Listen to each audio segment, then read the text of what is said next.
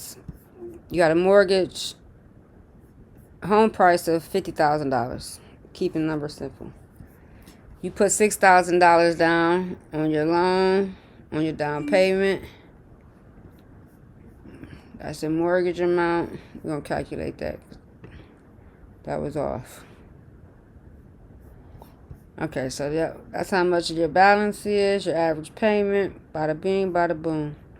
This is going to be the total amount of interest you pay over those 15 years. $5,000 to own a house. So if you take $5,000 on the house divided by however many months, it may make sense for you. But when you go down, like you said, immediately, end of this year, okay, your balance. Each year, you're paying $500 a month, a year in interest until it goes down. That's me and my credit rating. It's not bad. Not bad. So basically, to break it even down even further, you pay about $45 a month in extra in interest to own that home. Okay? Now let's go back up. Same home, same down payment, interest rate. Now we're going to raise this interest rate. So 42.77. We're going to raise that interest rate up to a 3.5% interest rate. 3.5% interest rate. Same calculations. Let's calculate that. 42.77. $12,000 for the same amount. Okay. And let's go down. The annual interest rate. So about $1,400. Let's go to break even down monthly. So instead of $45 extra a month on your insurance, on your not including taxes and insurance now, you got $128 a month. It's always gonna go down. But that's your payment. So out of that $315 monthly payment, $128 of interest is getting paid up off top, and only $128 in principal. They're gonna get their interest money first. So you can go even stickler. Let's go up to let's go to 6%. So we're at 12. We're at 12,000 now. So we calculate that. It's not going to be pretty, just saying. That's how the banks make their money. This is how the banks make their money. So the interest paid. So when you find out when you can't afford a house, and guess what, you're underwater in it, you think been paying for so many years, you've been paying your interest, not on your principal. Let's break that down. So your interest, $220. Remember, we started at $40 principal. Now I'm gonna go back to your annual, and let's go down to the end. So when the loan is supposed to be paid off, this is how much you'll be paying a year.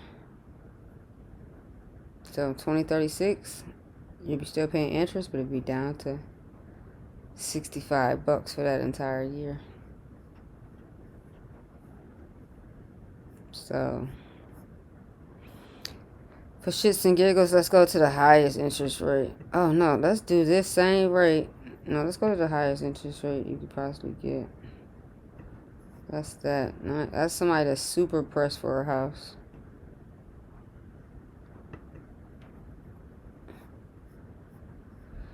So if your credit is that bad, look what you pay. For that same $44,000 house and that $469 a month payment that you think is so fabulous, you're going to end up paying $40,000 in interest to the bank. Less than $4,000 the price of your home. You cannot even make that make sense. There's no way of making that make sense.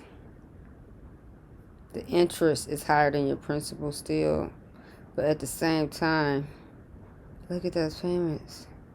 $300 of your payment is interest until it starts caveating. It evens out maybe in around, here we go, when does it even out about? Right here, between August 2029 and September of 2029. It starts evening out because your balance is about the same. So, making it make sense, you really can't. So, credit matters. Just saying. So imagine if this was a 30-year loan. Whew, so sad. I'm going to let y'all see these numbers. We're going to go from 30-year loan back to this small percentage. 30 years at the highest interest rate. Bada bing. Whew, look at that. Look what the difference is in paying that. A 30-year mortgage at $382 a month. And a 15-year mortgage. So $93,000. For a difference of what? 100 and something bucks? $469. Not even $100.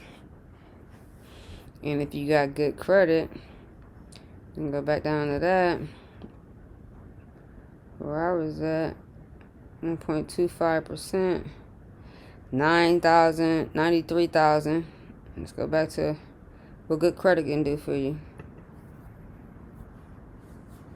$8,000 paid on that same 30-year loan. Just saying, credit matters. Want more info? Contact me at info@shegetitdone.